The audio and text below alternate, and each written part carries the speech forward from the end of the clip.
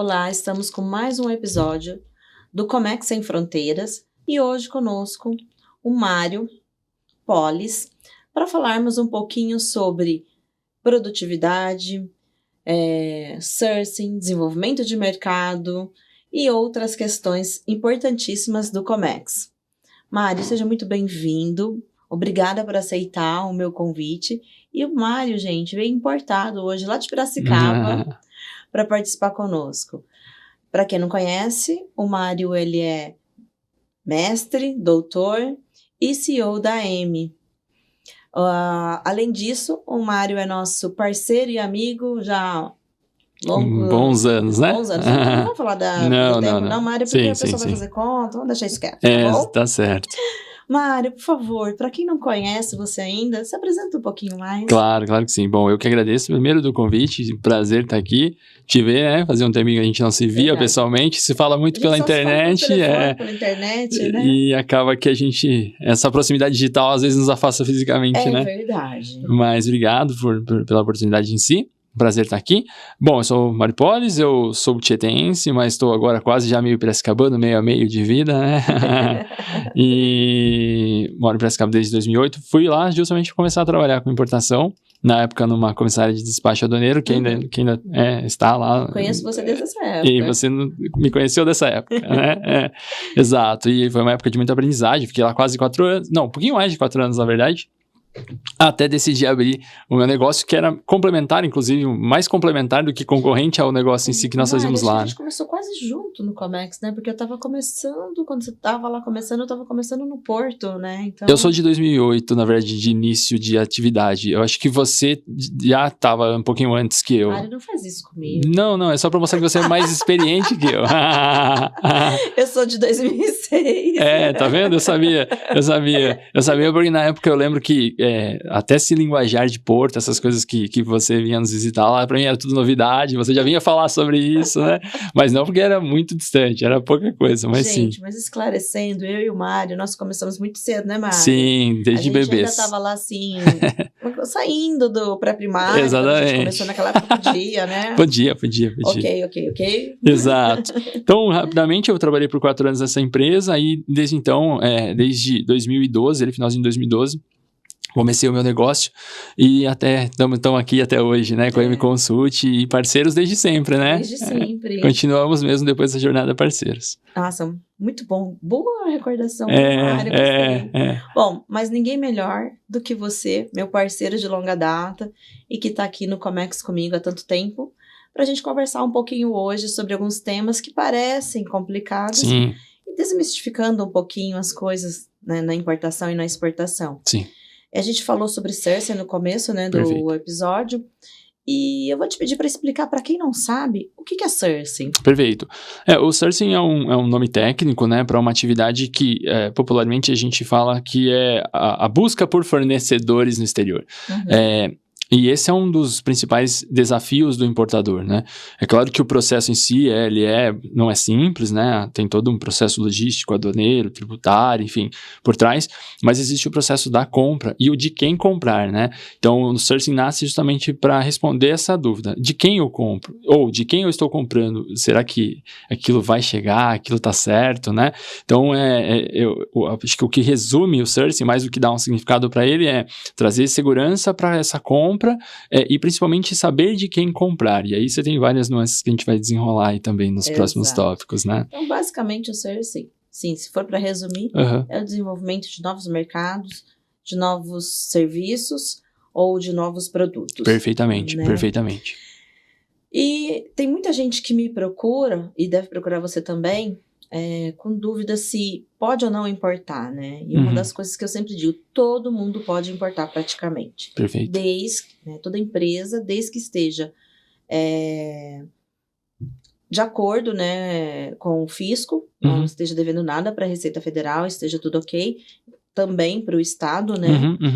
E, enfim, a Receita permite que qualquer empresa, desde a MEI até uma empresa do lucro real, por exemplo, possa importar. Existem ali dentro, né, as nuances que a gente já sabe, que algumas pessoas às vezes nos perguntam, que é a questão do radar, que depois a gente vai conversar um pouquinho sobre isso, mas basicamente todas as empresas podem importar. Perfeito. Então, ela digamos assim, a importação, muita gente procura a gente achando que é muito complicado, que não pode importar. E, na verdade, ele é possível para todo mundo, né? Isso mesmo, mesmo. Eu falo que é bem democrático. Exatamente. O termo é exatamente esse, eu acho. A importação ela é democrática, mas eu acho, Cris, que algumas coisas justificam ainda esse receio de empresas acharem que é coisa só pra gente grande, empresas grandes e tal. Acho que alguns reflexos justificam esse pensamento ainda. Por exemplo, existe um reflexo que é comercial, que eu acho que é o grande importador, ou o importador não necessariamente grande, mas que já está importando, assustar quem não é, para que, obviamente, ele não ocupe esse espaço, senão ele se torna um concorrente. Criam-se grandes mitos no mercado. Exato, né? E normalmente se terceiriza muito problema de um processo que às vezes não tem nada a ver com a importação, para a importação, para ir, de certa forma, blindando isso. Um exemplo, o cara demorou para fazer um pedido, consequentemente o processo todo atrasou, e aí ele fica jogando, mas a importação está atrasada, mas o navio que não chegou e tal. Mas, na verdade, houve uma falha de pedido. E aí o cliente que tem potencial importador, ouvindo o fornecedor dele dizer, fala, imagina eu importar um dia e tal, né? Ele que é grande, está tendo todo esse problema, né? Perfeito. Não sabe, às vezes, que existem as empresas como as nossas que apoiam isso, né? Então, vou ligar na Kron para explicar, para rastrear onde está a carga, o navio, não tem nem essa noção que existe essa possibilidade de fazer todo esse rastreio, esse acompanhamento, então parece um negócio, um objeto de fora do normal, né? Então eu acho que esse susto do mercado, proposital por vezes, é o que traz ainda muita gente pensar nesse sentido. Outra situação que a gente vê muito é essa falta, às vezes, de senso de falar, putz, não, mas eu posso também. É porque o Brasil é um país burocrático de todas as formas, né? Verdade. A gente, infelizmente, sabe disso. Então, o cara fala assim, nossa, se para eu vender para um outro estado, eu já tenho que pensar, calcular, ver se tem diferencial, não sei o quê. Imagina se eu for comprar um negócio da China, né? O que ajudou muito, eu acho que a tornar, e vem acelerando esse processo de democratização, é o próprio acesso à informação pela internet mesmo, as pessoas compartilhando informações. Hoje em dia o container está chegando na empresa, a gente tira a foto e mostra mais um, e tal. O cara olha o vizinho menor que ele, às vezes, com uma carga chegando, ele fala, mas peraí, se o meu vizinho aqui, que é 1/3 do meu tamanho, tá chegando uma carga, quem tá ajudando ele a fazer isso, Exatamente. né? E aí vem o principal eixo de vendas nosso, que é a indicação, né? Que aí é o próprio nosso cliente fazendo a propaganda involuntária e nos trazendo um outro cliente. E é totalmente verdade, Mari, porque a maior parte dos meus clientes hoje, os novos clientes, são indicações de outros clientes. Com certeza. Ou seja, teve êxito, empresas que já importavam, outras que não importavam, mas que começaram, ou empresas que começaram a exportar. E aí, é muito interessante a gente ver que está desmistificando um pouco, né? Perfeito. Tirando um pouco desses mitos. Sim. Que é o nosso dia a dia. Perfeito. Eu tenho alguns casos curiosos, e não foi só um, então eu posso, de certa forma, afirmar, né? Me conta. Que, assim, eu já prospectei empresa, prospecção fria mesmo, o cara não importava, eu abordei ele, viu, olha, que tal, né? Provocando. Putz, Mário, não sei o que, etc. Mas eu liguei, eu agendei, eu fiz a prospecção fria, cheguei lá, eu era um desconhecido. E passou-se um tempo, ele me ligar de volta e falar assim, lembra que a gente conversou lá atrás? Então, o meu vizinho aqui tá fazendo com você, né? Meu vizinho, entre aspas, né? Mas enfim. E aí ele falou que deu certo. Então, parece que ele precisa de uma testemunha, né? Alguém testar e validar, quando ele não conhece, né? Então, tudo isso eu acho que tem a ver com esse medo do processo em si. Enquanto o cara não tira esse receio, é difícil mesmo. E a indicação, ela quebra essa barreira, assim, anos-luz, né? Então, veio uma indicação, já veio afirmando, não, os caras trabalham bem ali, a Kron trabalhou bem no processo do meu amigo, então eu vou confiar, então não é mais esse o receio, né? Então é daí que saem os clientes. É verdade, e aí também vai saindo esses mitos, né? Se ele que é menor que eu pode, né? Não é tão verdade o que os grandes estão falando. O que os grandes falam, perfeitamente. Ô Mari, para quem quer começar a importar, né?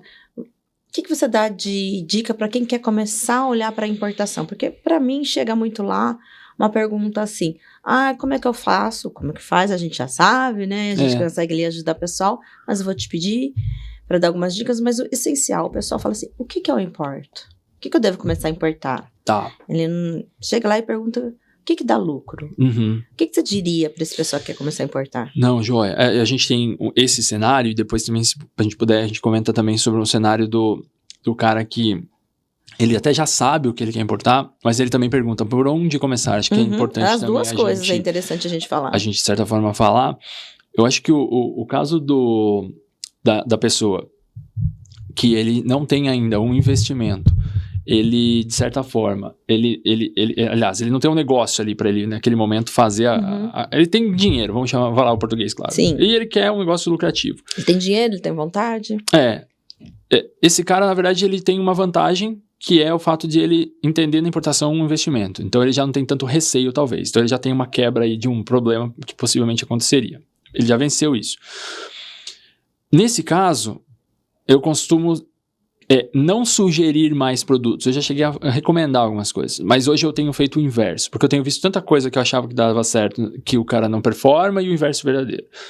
Que hoje eu parto do pressuposto de indicar coisas para ele não fazer. Ah, ótimo. E aí, de certa forma, é uma maneira de eu ir filtrando isso para ele. Então, por exemplo, o quanto de capital o cara tem à disposição para investimento é um corte. Por quê? Se ele tem, por exemplo, R$500 mil para fazer investimento, eu digo para ele que ele precisa pensar em importações que vão valer a pena de 250 mil, para ele ter capital para fazer duas. Porque se ele performar bem, ele já tem como repor... 250 mil reais. R$500 mil de investimento total, uma importação de 250. Por que 250? E não os 500, já que ele tem 500.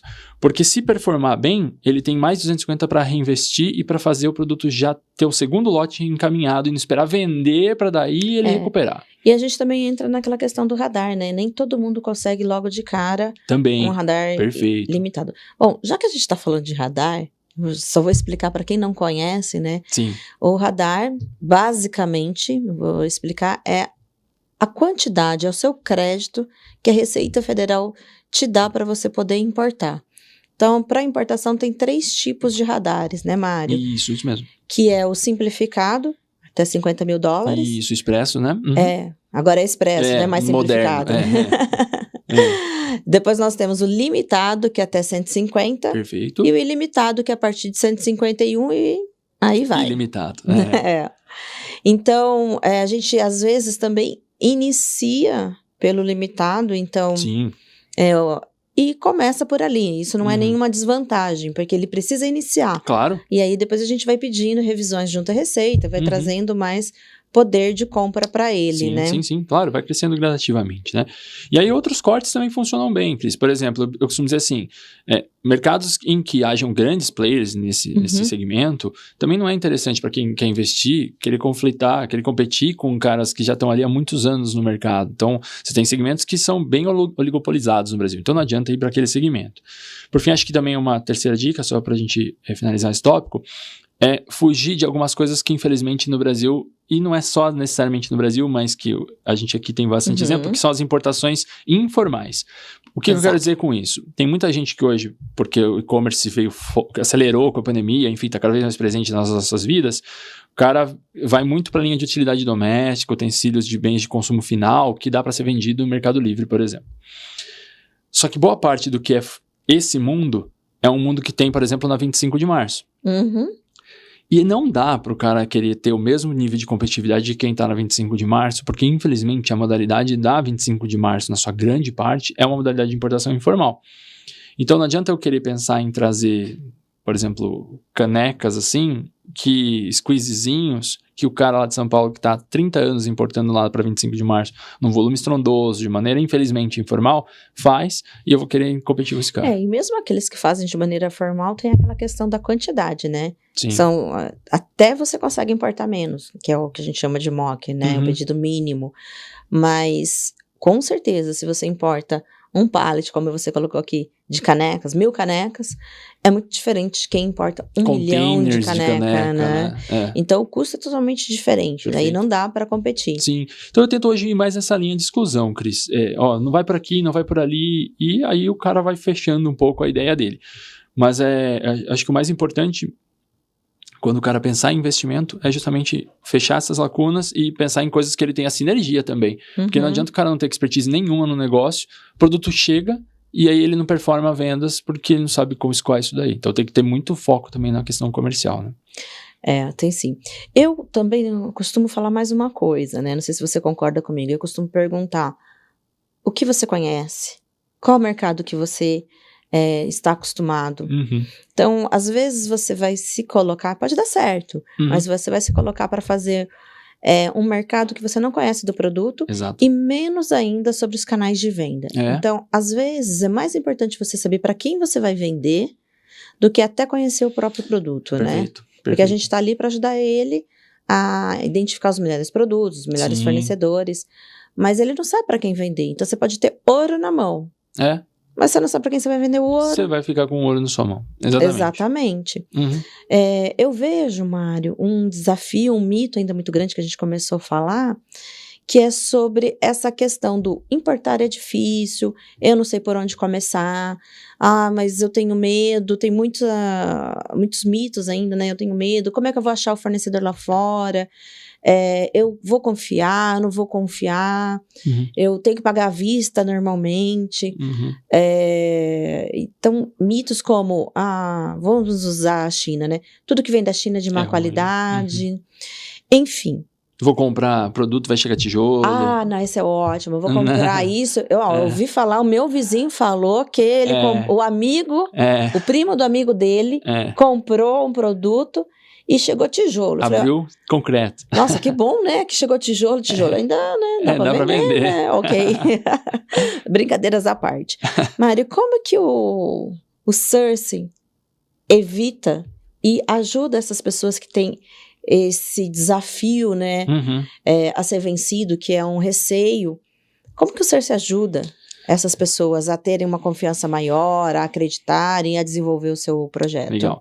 Eu acho que todas essas problemáticas o sourcing acaba resolvendo, né? Então, primeiro de tudo, encontrar fornecedores que existam, que sejam adequados, que conheçam daquele produto, encontrar fábricas, né, e não necessariamente intermediários e tradings, porque por vezes é o grande caminho, é o melhor caminho, né, ir direto na fonte. Então, só aí a gente já matou várias dessas situações. Uma fábrica boa que se encontre, não vai mandar um concreto, por exemplo, né? Vai ter política de negociação boa, então já existe um profissionalismo por trás delas. Até a questão de comunicação, se a gente encontra uma empresa pelo sourcing boa, até a comunicação é mais fluida, mais fácil, o cara tem catálogo. A gente já chegou a pegar empresas que o cara fica mandando mensagem de texto. Quanto é? O cara manda escrito o preço do produto. Aí você fica 1000 vezes perguntando pro fornecedor que o cliente achou na internet, e ele não responde tudo, então fica ali dias para se conseguir fechar um negócio que uma empresa profissional que a gente homologou no nosso desenvolvimento traz num formato adequado, porque ela já sabe como é o processo, né? Ela já está habituada. Então, assim, ganha-se tempo, ganha-se segurança. Ao longo desse processo do sourcing também, uma coisa que eu acho que é fundamental, Cris, é a questão de fazer uma previsão de custo inicial. A viabilidade econômica. A viabilidade econômica. Por quê? Quando comecei na área, eu via muito isso. O cara faz a importação no escuro, porque ele foi numa feira, sei lá o porquê, e aí ele mandou vir a carga, e quando chega na carga no Brasil, que vem lá a solicitação do numerário, ele descobre que não era viável. E que parece óbvio até, né? Ele não pensou nos impostos, né? Parece até meio óbvio. E, nossa, mas será que o cara não pensou nisso? Mas sim, isso acontece, infelizmente. Então, assim, quando o sourcing, além de achar o fornecedor, a gente vai pegar aquele orçamento, né?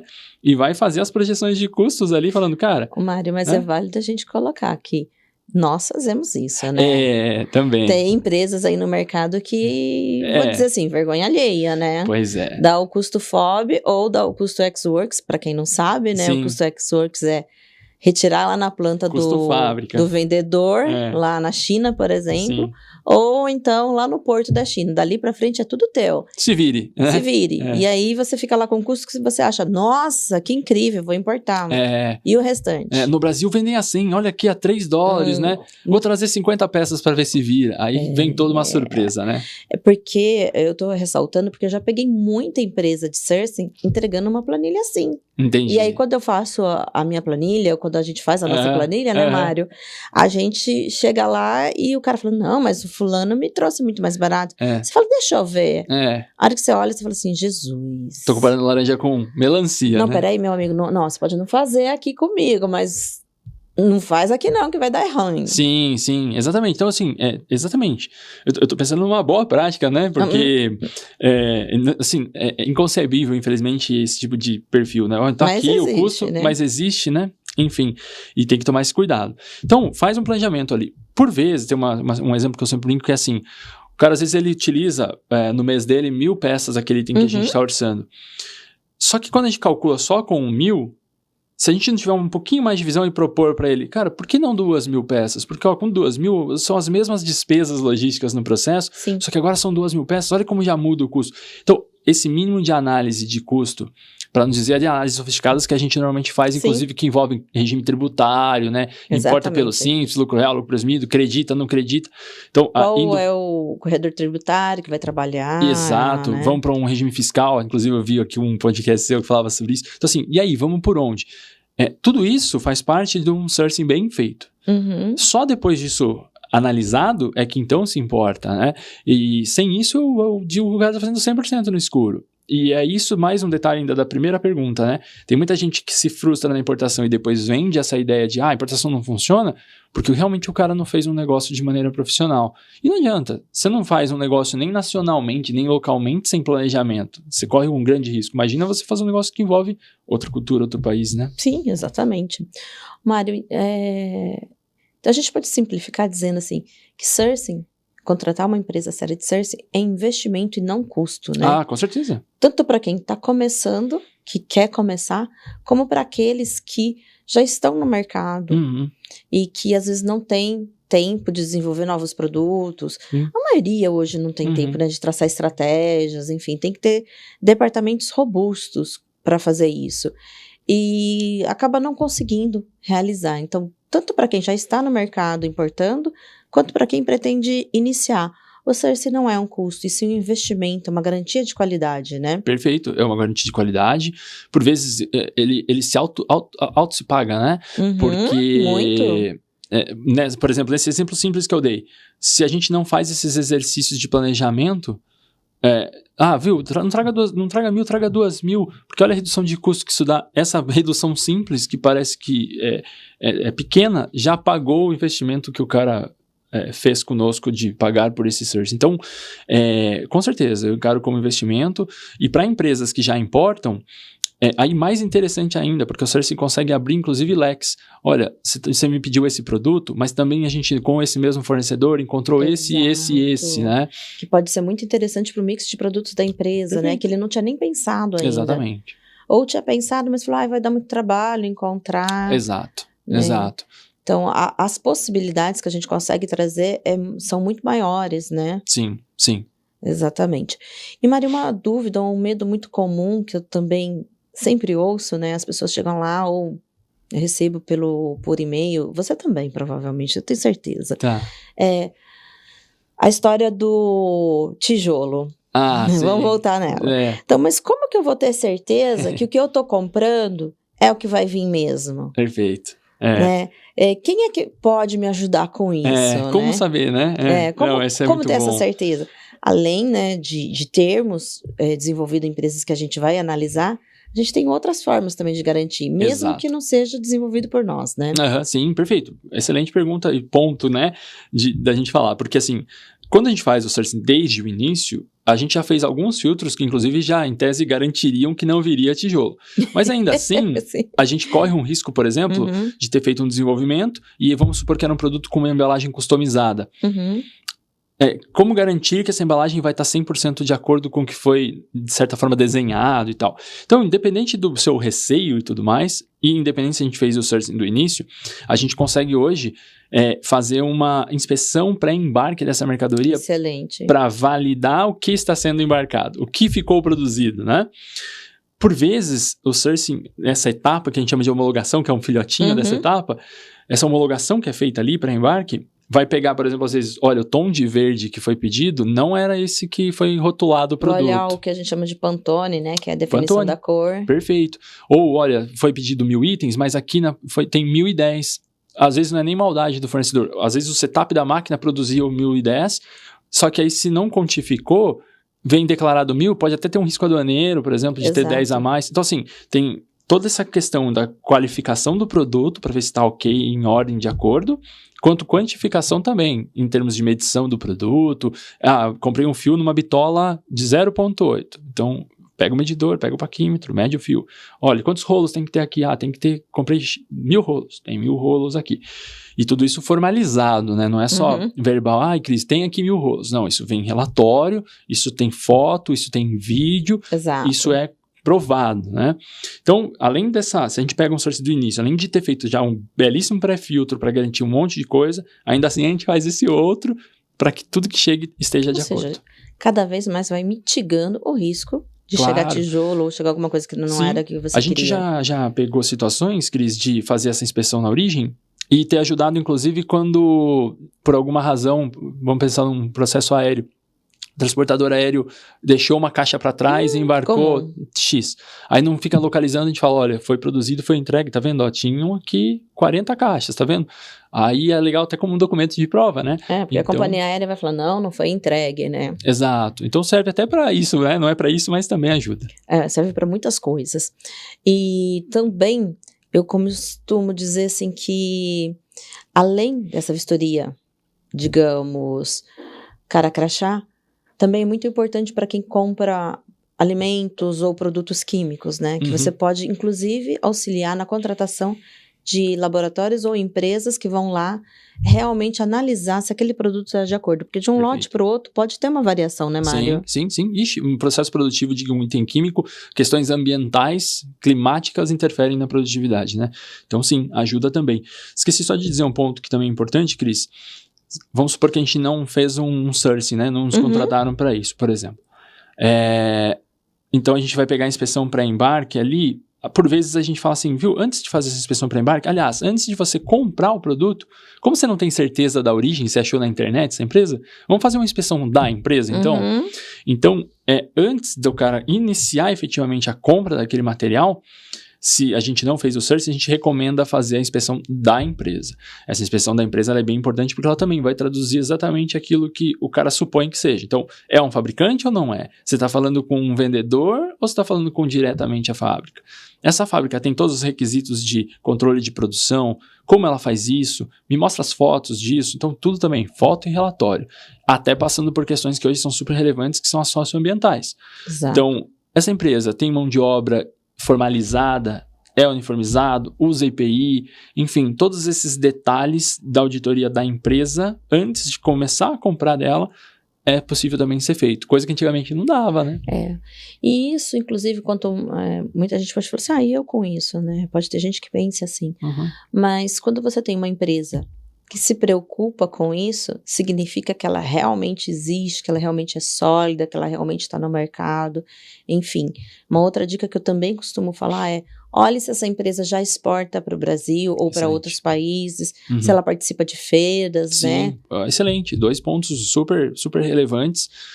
Você, como eu, participa de feiras e vê, às vezes, aqueles stands no cantinho dos chinesinhos, que a gente carinhosamente brinca dessa forma. Quem garante que aquele cara é uma boa empresa ou não, né? E normalmente esse tipo de vinda desses caras para cá já sofreu até uma pré-validação. É importante dizer isso também, Cris. A empresa que vem para cá normalmente expor em feiras grandes, né? Sim. Para elas virem de fora, elas passaram por um critério, que é mais ou menos o mesmo critério que é usado quando a empresa vai participar de uma missão da Apex, por exemplo. Bem colocado. Quando a gente vai fazer uma missão da Apex como empresa brasileira, a gente também passa por um critério de seleção. A Apex não vai pôr qualquer empresa expondo... Porque ela vai colocar o nome dela em jogo. Perfeito? Da mesma forma, o inverso é verdadeiro. Então... É um filtro, sim, essa empresa ter vindo. Então, isso já é um pré-condicionante. Isso me garante? Não. Então vamos pôr inspeção, vamos validar. Mas é um filtro legal. E a vinda, você tocou num ponto super importante. Se essa empresa vem para o Brasil, expõe, se ela já exporta, já tem bons fatores aí também. Agora, puxa, eu tô falando com a empresa. Exporta para o Brasil? Brasil, México, o cara não sabe nem a localização. Aí eu já fico bem ressabiado, né? Com razão, né? Outra coisa que eu vou colocar é que não existe milagre, né? A gente sabe muito bem que não existe milagre. Então, se você está negociando o mercado todo chinês, vamos falar de China, né? O mercado todo chinês, o mercado todo mundial, principalmente quando a gente fala de commodities, tá falando que o negócio custa $100 a tonelada, por exemplo, se você encontra um fornecedor que tá te falando que vai te vender por 50, tem coisa errada. Muito errada, né? Exatamente. Esse ponto é super sensível, não existe, né, esses tipos de milagres. Principalmente na China. Então, e assim, é incrível você tocando nesse ponto, porque ainda assim a gente vê muito esse tipo de coisa acontecendo e a empresa se frustrando porque caiu neste golpe, vamos chamar assim. Eu acho que tudo tem a ver com um pouco de bom senso, né, do cara às vezes parar, raciocinar um pouco sobre aquela operação, porque o negócio do aço tem muito disso, que é um segmento que a gente... também. Tem bastante, né? Eu do aço eu quis dizer mais porque que eu lido um pouco mais. Você vai falar com algumas empresas e o cara, às vezes, ele clona a página da empresa siderúrgica. Verdade. Aí o cara achou essa empresa e tá falando com o cara não tem nada a ver com a siderurgia, mas o nome parece igual. Então, assim, realmente, tem que tomar cuidado, né?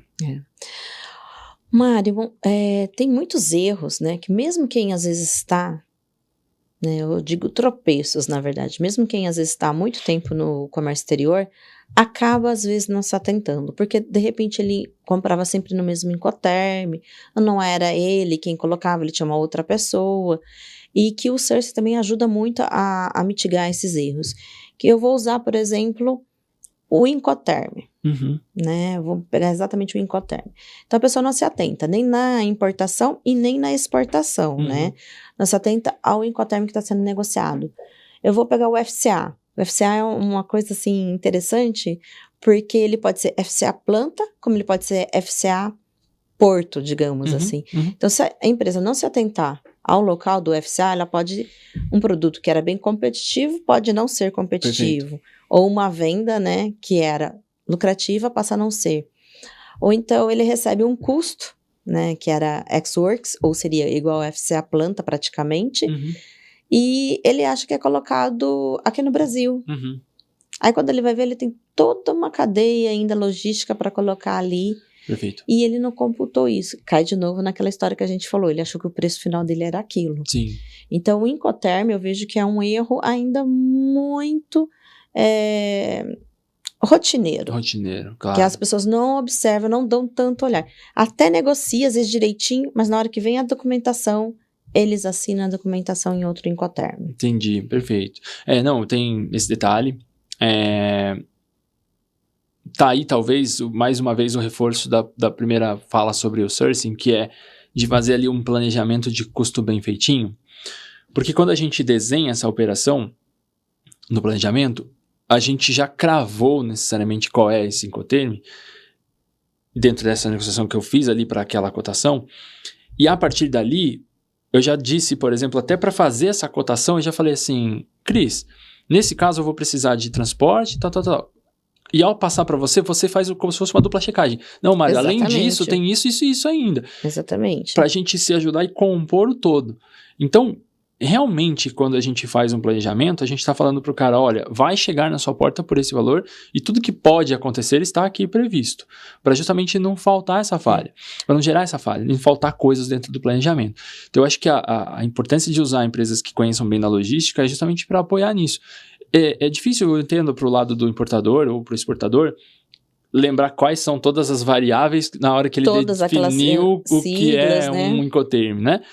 Por isso a relevância de você, e volto a chamar a atenção pela sua expressão, por isso considerar isso como investimento, porque às vezes é isso, aquele possível erro que seria gerado, a falta de previsão daquilo, por não ter usado uma empresa ali profissional, é o que paga o que você gastaria fazendo, né, o seu investimento com um Cersei. Exato. E aí eu vou aproveitar o Incoterm e vou dar um exemplo que acontece praticamente toda semana. Tem um caso comigo, deve ter um caso com você também, que é a questão do CIF ou CFR, quando a gente faz a importação marítima consolidada, ou chamado LCL, LTL hoje em dia, né?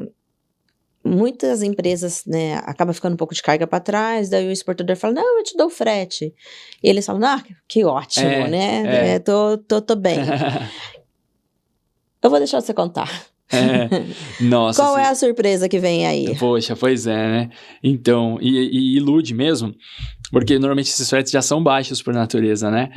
Um frete de uma carga consolidada é pequeno em geral, assim, olha, né? Pra você ter uma ideia, essa semana, tá, gente? Eu vou falar a data, que é 14 de março de 2025.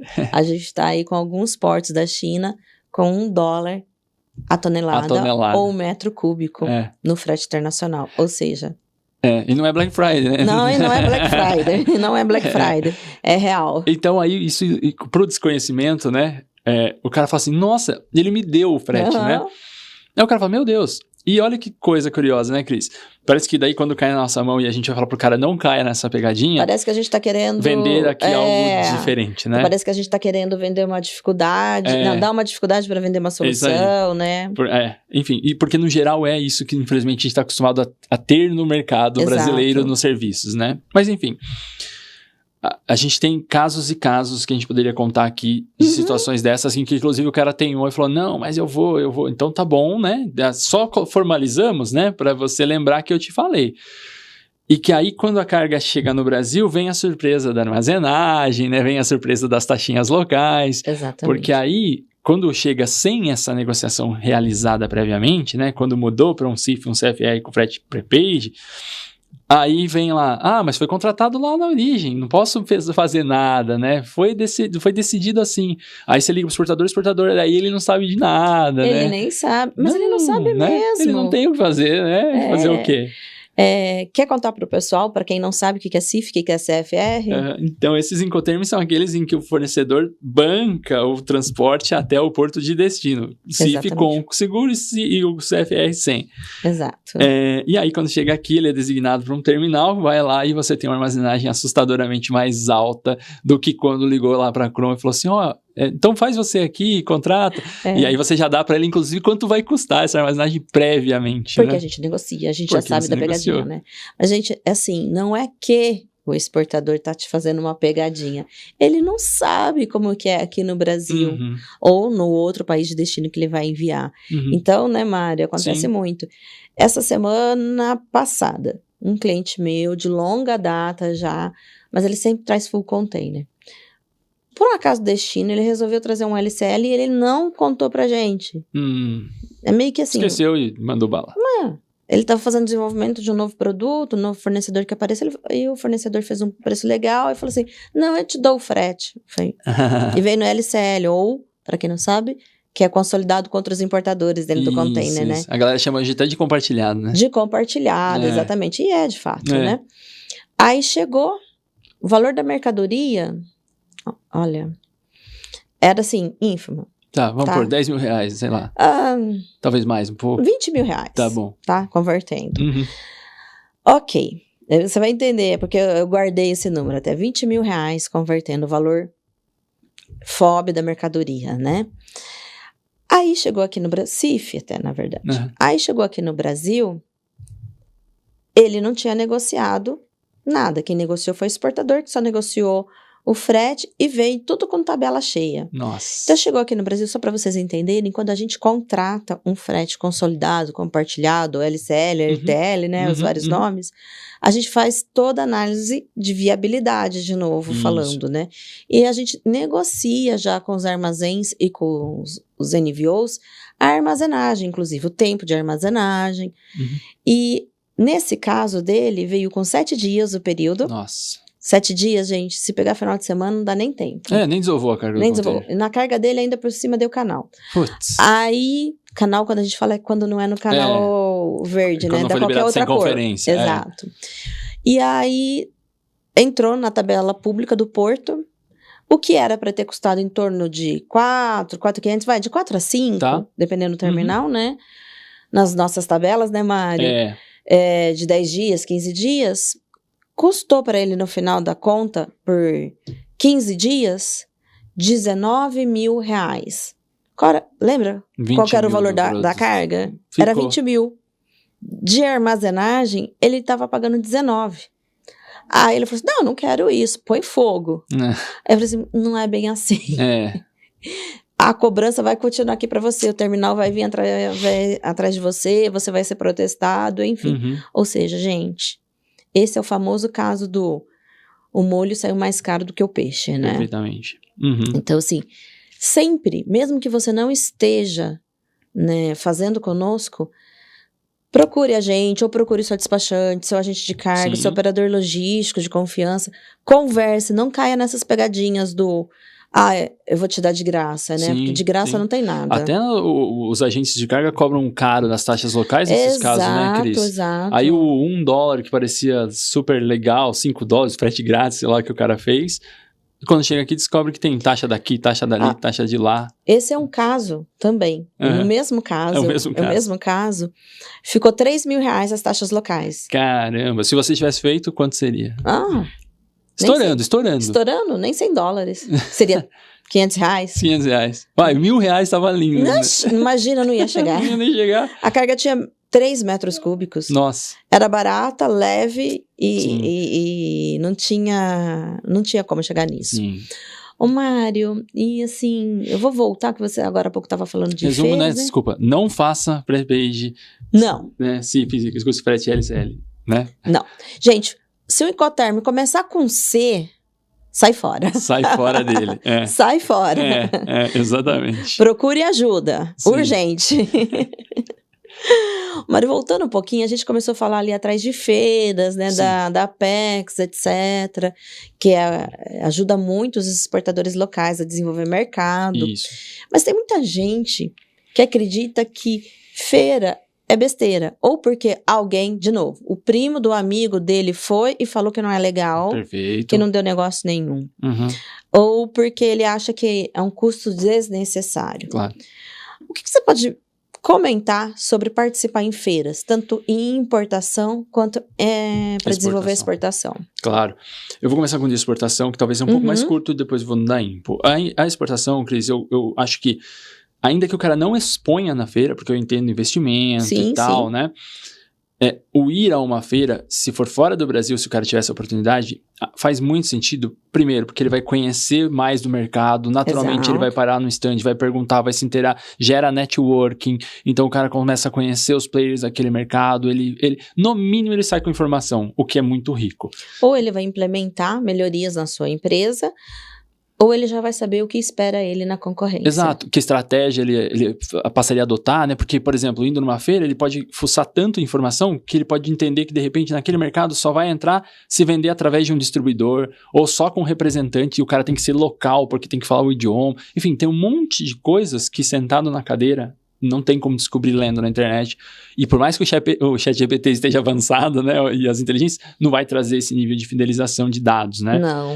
Então, eu acho que a exportação, no mínimo, tem esse ganho, no mínimo, para não dizer outras milhares de coisas. Como até vender, às vezes o cara conseguir vender sem ter exposição, sentou no stand lá e falou, mas você vende isso? Então, e fechar negócio. Nossa, quantos casos eu já conversei com pessoas que aconteceu isso. Né? E, por exemplo, quem vai com a Apex, eu vou levantar aqui essa questão, a gente já falou, né, que a Apex tem um filtro, mas quem vai com a Apex tem os custos muito reduzidos. Então, você pode começando a ir numa expedição, né? Sim. Subsidiado por eles, Subsidiado, né? Praticamente você vai gastar só o custo da sua passagem, da sua estadia, às vezes, né? Até isso eles subsidiam, dependendo do nível da missão, né? Então, assim, vale muito a pena, gente. E se você não quer investir nisso, você não está preparado para exportar. Desculpa a sinceridade. Perfeito. Concordo em gênero, número legal. Exato. Desculpa a sinceridade. E na importação? Na importação. Legal. Eu acho que assim, a importação, você tem alguns perfis de feiras para você visitar. As próprias feiras do Brasil já são interessantes porque estão cada vez mais recebendo empresas de fora. Então já é um desafio interessante de você ir nesses lugares para você fazer um filtro de fornecedores, ver os chinesinhos que estão lá, né, etc. Chineses, coreanos, indianos, enfim, né? Então, isso já é um ponto. Beleza, vamos falar de feira fora do Brasil. Tem as segmentadas, então, estou num segmento de construção civil. Então, eu vou na feira dos Estados Unidos, na da Alemanha, na do Japão, enfim, não importa. Pela mesma razão da exportação, mas na lógica invertida. Vamos ver o que está acontecendo, o que os caras estão fornecendo, que novidades de tecnologia que estão saindo, quem são as empresas que estão lá, o que eu posso agregar para o meu negócio. Então, no mínimo, inspira e traz informações. Falando um pouco mais focado em feiras chinesas, visão de mercado, não, sem dúvidas. E falando um pouquinho mais focado em China, e eu acho que falando um pouquinho mais de Canton Fair, inclusive, como principal exemplo, que é o que todo mundo normalmente gosta de ouvir, né? Eu ia te falar, e é Canton Fair. Então pronto. Canton Fair. Canton Fair é um mundo e não uma feira. Então, a gente está falando de tudo que se pode imaginar dentro de uma única feira. separado por fases, né? Que aí são segmentadas e tal, mas que você vai encontrar. Se você ficar na feira de ponta a ponta, você vai ver de tudo um pouco. Você vai perder o foco, inclusive, né? Aí o que eu costumo dizer, Cris, para as pessoas? Se o cara não importa nada ainda, se eu pudesse recomendar para ele não ir, eu acho que é a grande recomendação. Por quê? Eu acho que primeiro ele tem que quebrar o mito da importação, passar pela experiência, entender que não é esse bicho de 7 cabeças e que a gente consegue ajudar, ver o produto chegando e começar a girar. Feito isso, e tendo já começado a importar, aí sim ir para a feira para melhorar a negociação com aquele atual fornecedor, Exato. buscar novos fornecedores para aquele produto ou novos produtos para complementar aquela importação que já está existindo. O cara que nunca importou, quando ele vai para a feira, eu costumo dizer que ele volta pior do que ele foi em termos de mente, assim, poluída Exato. de informações. Porque, poluída no bom sentido, né? Porque aí ele vai ver tanta oportunidade de coisas que ele vai ter dificuldade em canalizar isso, transformar isso numa operação real de importação. Então, primeiro ponto, eu acho que a recomendação é: comece importando, não precisa ir para lá, a gente ajuda, A gente tá aqui outras pra ajudar, empresas né, ajudariam, enfim, mas importe primeiro. Feito isso, aí sim, vamos buscar melhorar esse processo. Acho que ir para a feira é o caminho. Ir para a Canton Fair, para ela ser tão grande, tem que passar por um filtro de selecionar que fase ir, para você ir naquilo que mais te são interessa. 3 fases, né? E dentro daquela fase, você mapear dentro da feira que pavilhões são os pavilhões foco. E esses pavilhões foco é bater perna mesmo e andar e zigue-zaguear. Terminou aquilo, se sobrou um dia lá na sua agenda, aí beleza, vai andar e vai curtir a feira como se fosse um shopping e ver coisas. Porque, gente, é assim, a Canton Fair é tão grande que se você não tiver planejado bem, como o Mário colocou aqui, se você for sem o foco, sem saber qual é o seu pavilhão, qual é a sua fase, você vai se perder. Né? Literalmente, vai parecer uma criança dentro de uma loja de brinquedos, num parque de diversões, né? É muita coisa, é muita informação, é muita tecnologia e é enorme, tá? É maior do que a minha cidade natal. Assim, é um negócio fora do normal. E olha, ela só não é maior porque os estandes são pequenos. Porque se o stand fosse de um tamanho um pouquinho maior, não tem condições de fazer a feira. Às vezes as pessoas que vão comigo, eles falam assim: mas é até meio chato, porque aqui tá um fornecedor de prego, do lado tem outro, do lado tem outro, do lado tem outro, do lado tem outro. E aí todo mundo fica te abordando e tal. A China gosta dessa concorrência, né? A gente brinca que a China é o país comunista mais capitalista de todos os tempos, né? Então, é isso que é o ir na feira. Então, para nesse. Vai no outro. A gente tá aqui para isso. A gente atravessou o planeta para vir fazer isso. Para vir aqui ver qualidade, custo, o que tá tendo de novidade, enfim, atendimento. Uma outra dica, né? Às vezes as pessoas vão sozinhas e elas chegam lá, elas não falam muito bem o inglês. Nem, muitas vezes, o chinês fala bem o inglês, né? Também. E aí, não dá muito bom. Isso sim. Tem os corajosos que gostam desse tipo de experiência, né? E tem bastante. Assim, tá tudo bem, né? Mas eu acho que se puder ir de maneira mais organizada e se tiver um nível de idioma legal. Se não tiver, contrata uma empresa para te apoiar, porque assim, acaba fazendo a diferença. Eu brinco com as pessoas. Outro dia eu tava num stand lá com um cliente meu. Aí ele foi me apresentar, ele falou assim: esse aqui é a empresa que nos ajuda aqui, né, na feira, tá nos apoiando aqui com a importação, mas ele é meu tradutor, assim, brincando comigo, né? Eu falei assim: tradutor acho que é o que menos eu tô fazendo aqui, porque na verdade a gente senta, faz custo, então não é só também a questão da comunicação do idioma, mas é a comunicação no sentido de negociação em si. Exatamente, voltando no seu detalhe do Incoterm. Só o fato de perguntar, beleza, que preço é esse, né? Você falou que custa $5 essa caneca, mas o que é o 5? 5 de quê, né? Mas aonde? Então, esses são os pontos. Então, falo fluentemente inglês. Beleza, já avançou uma etapa, talvez facilite. Mas aí, sentou na cadeira... Pelo menos você vai entender a negociação. Mas aí, sentou na cadeira, o cara escreveu lá 5EXW. E o que é o EXW? Como traduzir o EXW? Não tem tradução. Não tem como traduzir. Então, é também nesse sentido. Mas a feira é muito legal, eu acho que todo mundo deveria, importador com certeza, né, ir e conhecer. É verdade, eu concordo com você em tudo que você colocou, e mais uma dica também que eu acho que é importante a gente falar, porque às vezes quando as empresas não vão bem assessoradas, eles também têm o hábito de querer pressionar a gente para fazer tudo muito rápido, porque eles vão falar assim, eu tô acostumado, eu sempre vou em feira nos Estados Unidos, ou vou em feira não sei aonde, mas China é diferente. A gente tem o jet lag, que não é no primeiro dia que pega, normalmente, né? Depois de um tempinho que você tá lá. Você tem o jet lag, tem uma série de informações, como o Mário colocou aqui, um monte de fornecedor um do lado do outro. Aí você chega no hotel, você já tá cansado. Você já não tá comendo a comida que normalmente você seria o seu dia a dia. Então você tá fora do seu horário normal.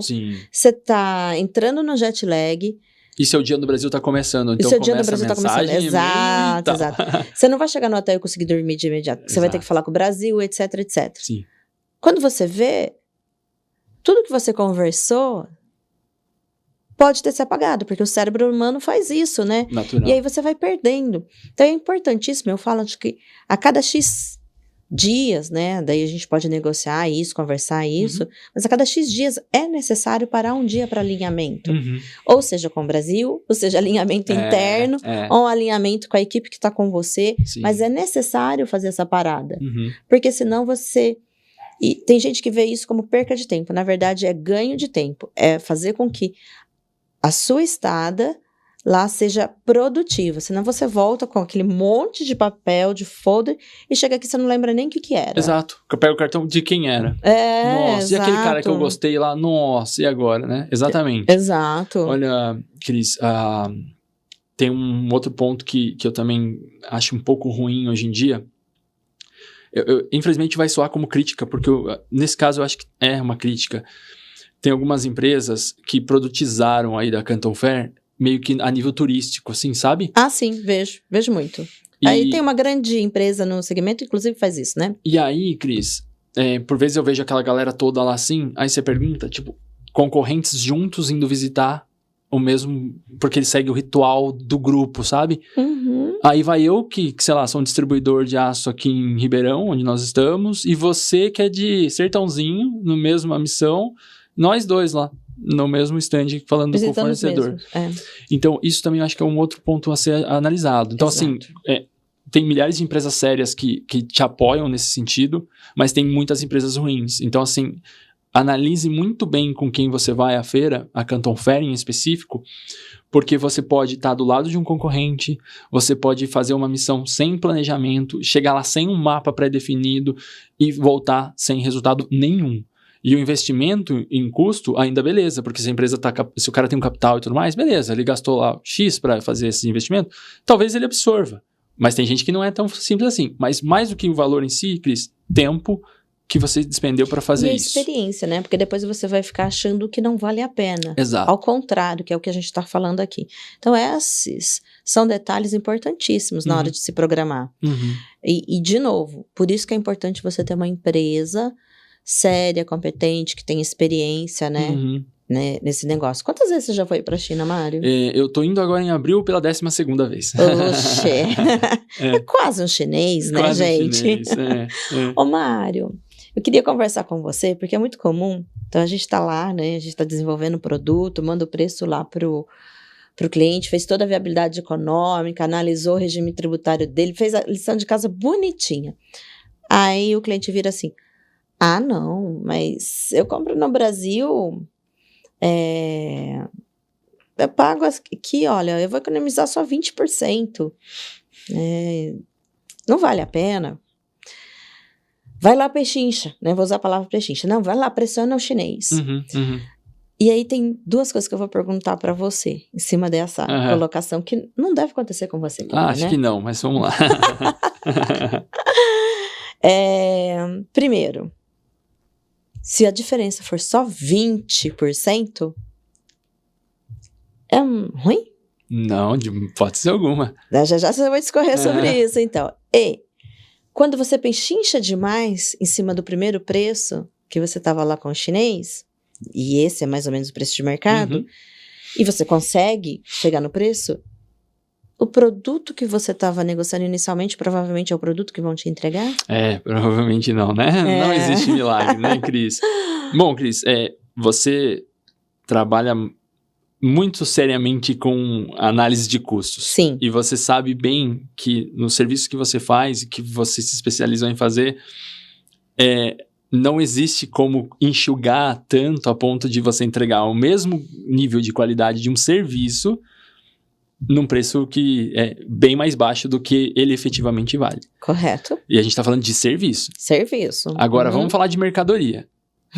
Eu tô lá cotei com um chinês, ele me falou que é 5, cotei com outro, ele me falou que é 5,10 e com outro é 4,90. Não, porque eu preciso pagar 3,50 para isso se viabilizar. Eu pergunto para esse cara como fazer de um preço de 5 ir para 3,50 sem mexer na estrutura do produto. Não tem como. Boa. Não faz sentido. E aí esse cara pode se deparar com duas coisas. Provavelmente conosco, a resposta seria, meu amigo, este fornecedor que nós qualificamos para você, ele é sério. E ele não vai conseguir chegar nesse nível porque ele vai ter que reduzir qualidade. Se você estiver disposto a reduzir qualidade, a gente vai até falar com ele para ver se ele topa reduzir qualidade. Mas olha o nível que a gente vai ter que discutir com ele. Você tem certeza que você quer falar isso para ele? Senão a gente vai ter que sair, inclusive, desse fornecedor, porque o nosso sourcing normalmente privilegia a qualidade.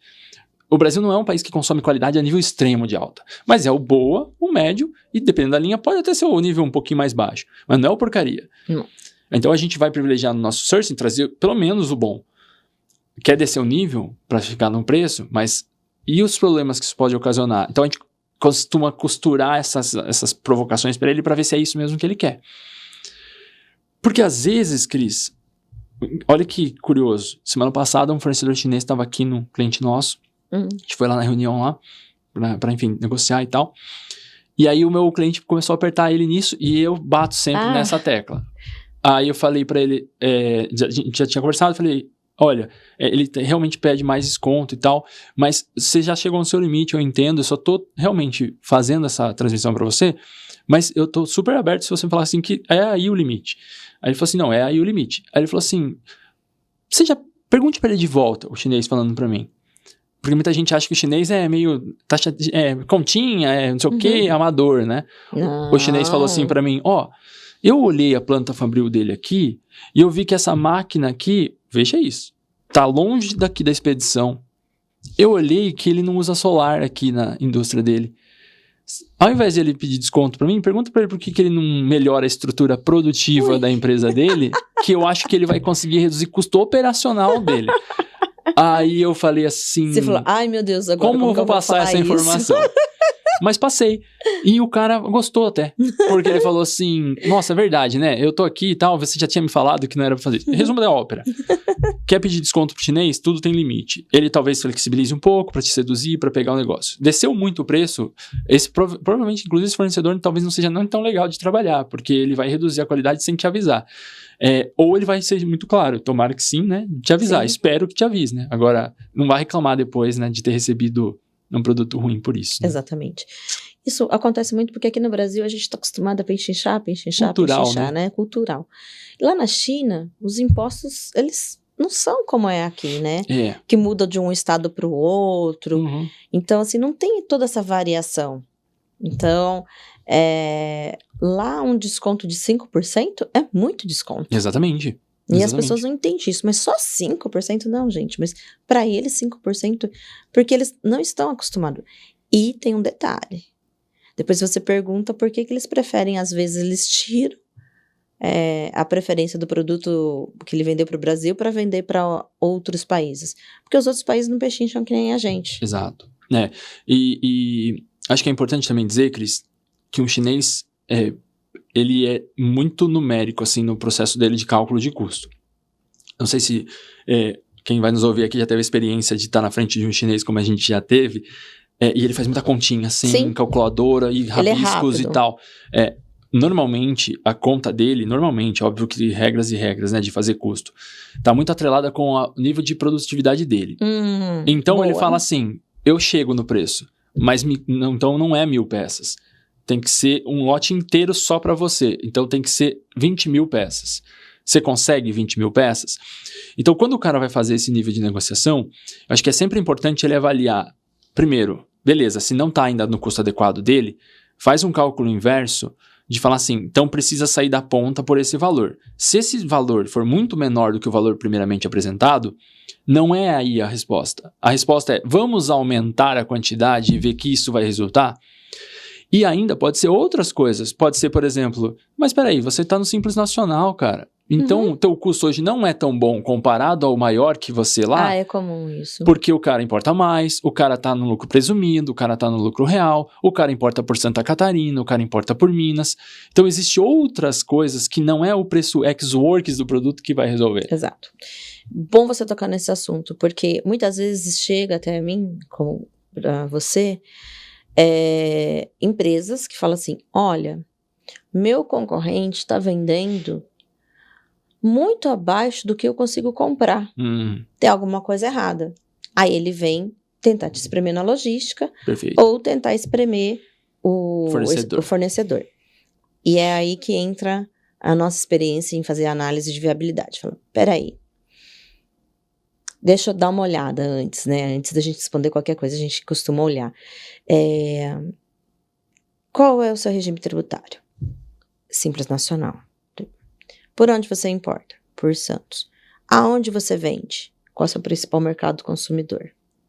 X. Digamos que sim, eu vendo 30% para o estado de São Paulo, o restante para todo o restante do país. E quem que é o seu principal consumidor? É B2B? É B2B, né? Empresa para empresa.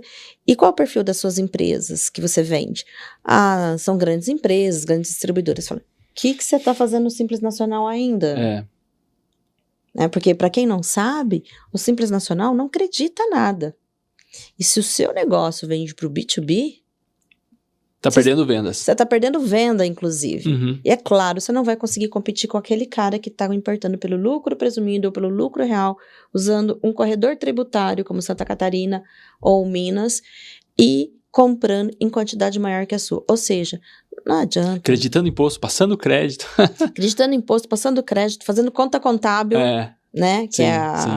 Olha, Cris, eu posso dizer, sem ter feito uma pesquisa acadêmica, né?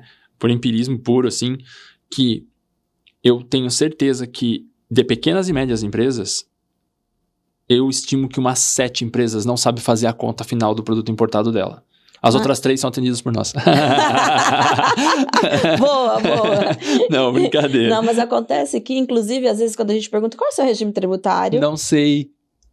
Acho que é simples presumido. Acho que... não sei. Peraí que eu vou perguntar. O dono da empresa. O dono da empresa. Isso aí quem vê é o meu contador. Enfim. Então, eu tenho essa percepção, Cris, porque é muito normal, quando é um outro público que a gente atende, que é o cara que já está importando, ele reclamar pra gente, viu, mas olha, eu tô pagando caro, o que dá pra fazer pra melhorar? E aí eu pergunto pra ele assim, mas só pra eu ter uma noção, quanto você acha que tá sendo o seu custo final desse produto? E ele nunca tem a resposta. Ele faz uma conta às vezes meio doida, porque, sei lá, ele pagou X no câmbio, aí ele soma com o que ele depositou de numerário, e aí ele meio que divide pelo todo, mas não apurou se teve crédito, não apurou variação cambial, nada. Então, eu tenho essa percepção. Eu acho que eu também umas 7 de 10, provavelmente. E esse cara, ele estraga o mercado, de certa forma, infelizmente, involuntariamente. Porque como ele está precificando errado, primeiro, às vezes ele não vai ter sobrevida no mercado, porque ele não está sabendo fazer o negócio andar, ou ele tá, às vezes, tendo que criar maneiras tributárias que não fazem sentido, tipo uma sonegação, não sei o quê, pra conseguir sobreviver, e aí ele prejudica quem tá fazendo certo. Então, não é ok isso não tá em conformidade. Além dele tá se matando, né, porque ele vai morrer. Tá prejudicando o outro. Tá prejudicando a cadeia toda, né? A gente costuma falar tá prostituindo o mercado. Perfeito. Mário, vamos falar um pouquinho de exportação agora? Né? Porque o pessoal tá aqui acompanhando a gente tá falando sobre importação, mas eu queria trazer também algumas dicas para quem quer começar a exportar. Né? Eu sei que você conhece muito sobre o assunto também, aqui junto conosco. O que você considera essencial para quem deseja iniciar, além, claro, de conhecer o seu mercado, de ir lá, né, de participar de feiras, de entender para quem você vai vender, né? Enfim. Legal. Bom, Cris, esse tema é um tema bem interessante.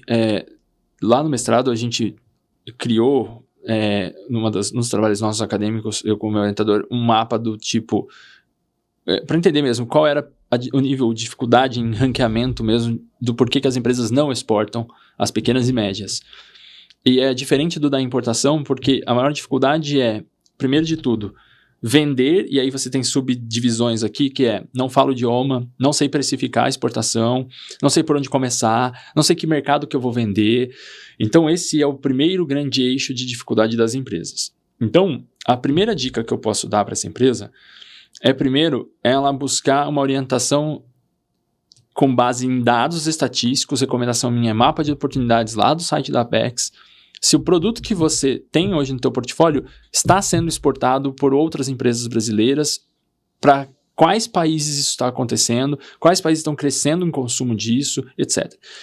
Quando você tiver esse mapa, aí beleza, acho que o próximo passo é conversar sobre isso. Já tem um bom caminho desenhado, né? Sim, e a partir dali você vai desenrolando as outras atividades. Por quê? Sem você saber para que mercado você vai, é aquele ditado que eu não lembro direito como que é, né? Se você tem vários caminhos para seguir, aí você não chega em lugar nenhum, né? É um negócio assim, né? Se você não sabe aonde quer chegar, qualquer caminho serve. Exatamente. Então, primeiro definir isso. Definido isso, beleza. Vamos selecionar aqui, me parece interessante vender para o Paraguai, que está em ascensão e tal. Legal, agora sim, vamos criar estratégia, vamos para o mercado paraguai, vamos fazer uma feira lá, né? Vamos ver como é que vende isso lá, quem são os concorrentes e dali por diante. Acho importantíssimo o cara não se apegar no primeiro momento às questões burocráticas da exportação, que é documental, como eu vou mandar essa carga para lá e tal, porque acho que isso aí é uma questão de ele falar assim, Cris, isso aqui você me ajuda? Pô, ajuda. Não, com certeza. Tira esse peso do seu medo. No dia a dia, né? E tira isso do colo, porque vai perceber que isso não vai ser o gargalo dele, porque alguém vai apoiar ele nisso, e isso é mais simples até do que parece em termos de impostos, porque às vezes o cara da exportação não tem essa percepção, que é mais difícil vender para outro estado no Brasil do que para exportar. Nossa, e como? Né? A engenharia tributária é completamente diferente. E na logística ele vai ter quem te apoie. Então, Cris, você me apoia? Apoia. Na logística, na composição de custo, tudo, etc. Ele traz pra gente, a gente desenha pra ele, né? Dali por diante, Cris, que é uma parte que você não consegue fazer por ele, que é o que ele tem que fazer de tarefa de casa, vamos investigar se tem mercado? Porque não adianta nada você montar um desenho maravilhoso de exportação com uma logística ferrada para ele chegar lá com o produto e não ter como escoar isso para ninguém. Então, o principal ponto é, trabalhe mercado, faça uma análise de mercado. E tem uma vantagem, né, que na exportação, o radar não tem limite, né? Então, você pode exportar desde $1.000 a $1 milhão logo de cara. Sim, a tua performance vai determinar o teu limite. E o mercado digital também contribui para que você comece, né? Sim. Tem um bom site, um site em inglês, em espanhol, se posicionar dentro de plataformas internacionais, pode ser uma forma de começar a ser conhecido. E se você vai se colocar para exportação, não deixe de primeiro ter um material apropriado para apresentar. Porque é muito complicado você querer vender, por exemplo, para a França e você vai mandar o material em português. Nem em inglês você tá mandando, né? Você tá mandando em português. O cara não vai entender nada. Exatamente. Ele entra no seu site, tudo em português, um site mal feito. Sim. Um e-mail, você tá assinando @gmail. Gente, nenhum problema, também tem Gmail. Mas assim, a empresa não. A empresa tem que ter site. Corporativo, né? Por mais simples que seja, tem que ter site bonitinho, em inglês, em português, com tradução em inglês e espanhol. Isso. E tem que ter e-mail corporativo. Senão você não vai ser levado a sério. Já começa por aí, né, Mário? Sim, exatamente. E sabe uma coisa que às vezes me assusta um pouco, Cris? O pessoal tem normalmente a última aba do site das empresas é lá, preenche formulário, entre em contato conosco, ou tem lá um e-mail, contato, ou nome da empresa, @nomedaempresa.com.br. Normalmente ninguém olha esses canais de comunicação dentro da empresa.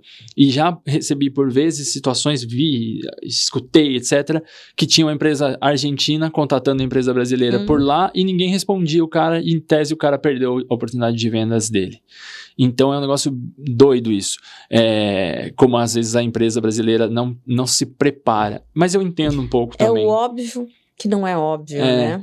Eu entendo um pouco também dessa falta de percepção da exportação, porque é um país grande, é um país que fala português dentro de um continente que fala espanhol, então eu entendo, mas o nosso trabalho é estimular esses caras a profissionalizar um pouco isso. A gente tá aqui para isso, né? Para trazer essas visões, né? Eu acho que o episódio de hoje, inclusive, é pra gente falar rapidamente um pouco sobre essas questões. e tirar um pouco desse receio. Uhum. Explicando que não é tão complicado assim se você estiver bem assessorado, não é mesmo, Mário? Perfeitamente. E eu olho para tudo isso e tem mais uma coisa que eu costumo falar para quem quer exportar. Se você vai partir para a exportação, é a cultura do brasileiro em exportar. No passado, e ainda hoje em dia, eu vi muitas empresas, quando o dólar sobe, elas querem exportar. Até conseguem, né, logo de cara ou não, desenvolver mercado. O dólar dá uma oscilada, ela fecha suas portas para o seu cliente lá fora e só vende no mercado nacional, porque ela tá achando que tá valendo a pena. Aí o dólar sobe de novo, aí ela quer voltar a vender. Sim. Isso é uma cultura. Infelizmente. E em alguns locais a gente já criou a gente é mal visto, caracterizado com esse perfil. Numa visita que eu fiz de mapeamento de campo, enfim, de mercado, enfim, na Inglaterra, eu fui na Embaixada Brasileira e a assessora de promoção à exportação, que trabalha na Embaixada do Brasil lá, porque é importante dizer também para quem está nos ouvindo, a Embaixada do Brasil tem dentro dela um setor chamado SECOM, que é um setor de apoio às exportações e aos investimentos, à atração de investimentos. São brasileiros trabalhando lá para apoiar o empresário brasileiro que quer investir, que quer captar clientes naquele mercado e tudo mais. E é um canal livre, gratuito, para as empresas usarem.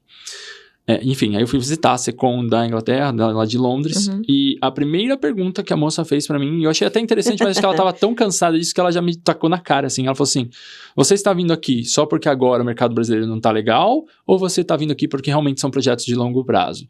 Aí aquilo me chamou muito a atenção, assim, porque é o que infelizmente soa, né? Eu sempre falo isso nos eventos onde eu vou, em algumas palestras, ou eu converso sobre isso, né? A gente conversa muito sobre isso, né, Mário? Aqui, eu participo, assim como você participa lá em Piracicaba, de associações, e eu sempre levo isso, quando o assunto é exportação. Se você não tem o intuito de fazer isso a longo prazo, não atrapalhe quem tem, né? Porque você leva, arrasta, digamos assim, na lama a bandeira do Brasil. Então não faça isso, por favor, né? Perfeito. Exatamente. Mário, a nossa parceria já é de longo tempo.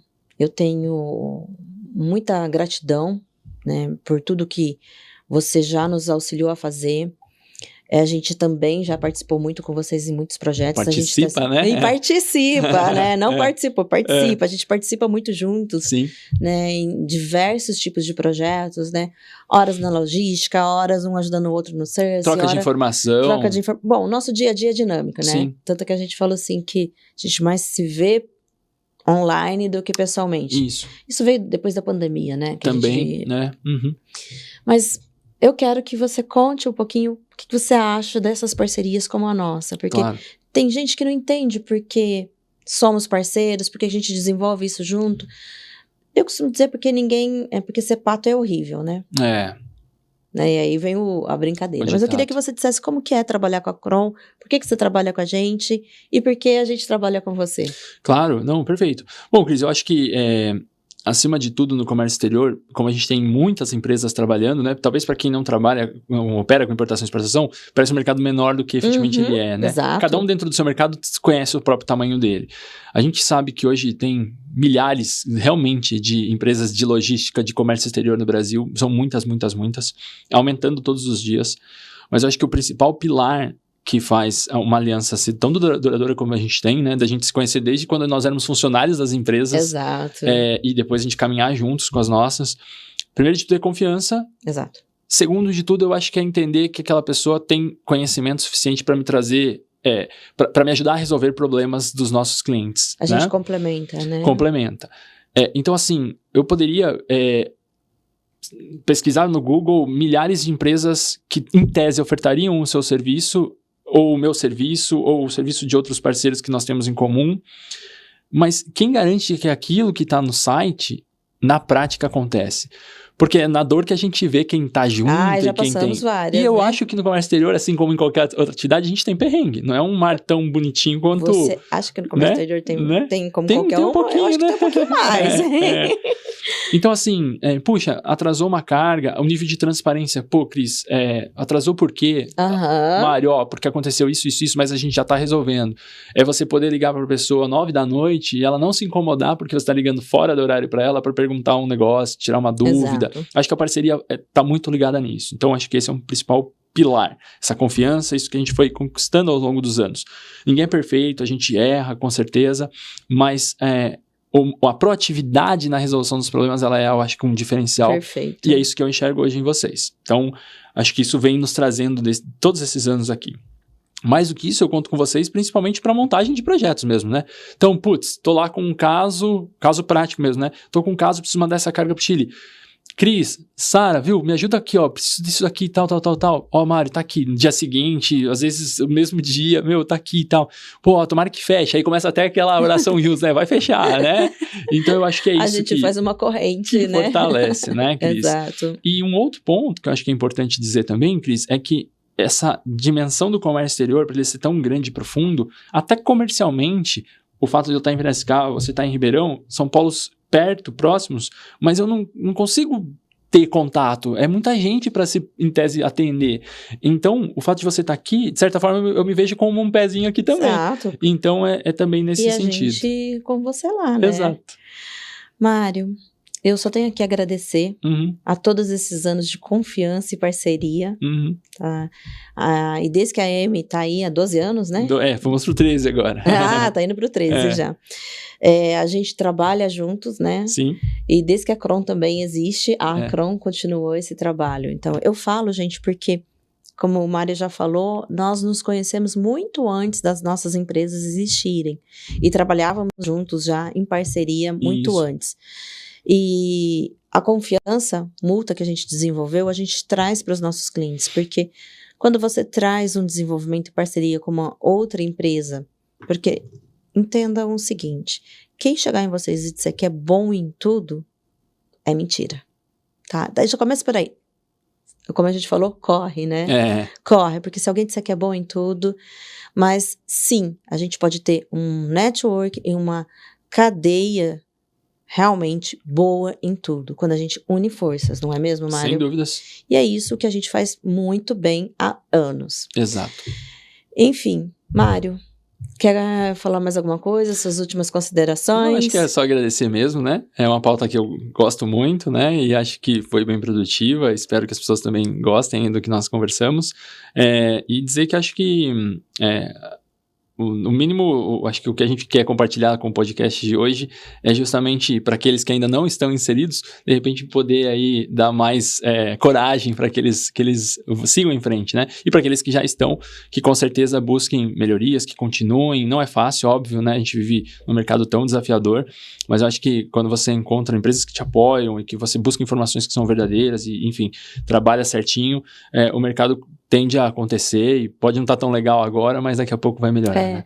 Gente, situações acontecem todas as semanas, né? Essa semana aqui a gente tem uma novidade, semana que vem a gente tem outra, mas quando você tem parceiros sólidos e confiáveis ao seu lado, tudo fica mais simples. Afinal, não é um governo ou outro que vai melhorar a nossa vida, não é uma coisa ou outra, mas sim o nosso dia a dia, a persistência, a resiliência e a busca contínua de conhecimento, né, Mário? É isso, muito obrigado, Cris. Eu que agradeço. Pessoal, nós vamos ficando por aqui com mais um Comex Sem Fronteiras. Eu convido a todos que sigam as nossas páginas, cliquem aqui no link que vai ficar abaixo, sigam a gente no YouTube, no Spotify e também na nossa página da Cron estará todos os episódios disponíveis. Ainda quem tiver alguma dúvida sobre alguma das matérias, alguns assuntos que o Mário trouxe ou que eu trouxe, pode mandar pra gente, que a gente vai passar pro Mário, que a gente vai responder com vocês, que a gente vai trabalhar juntos. E vamos lá. Empreender no Brasil ou fora do Brasil é muito possível e é acessível a todos, né, Mário? Exatamente. Sem fronteiras, né? Sem fronteiras, exatamente. Obrigada, gente.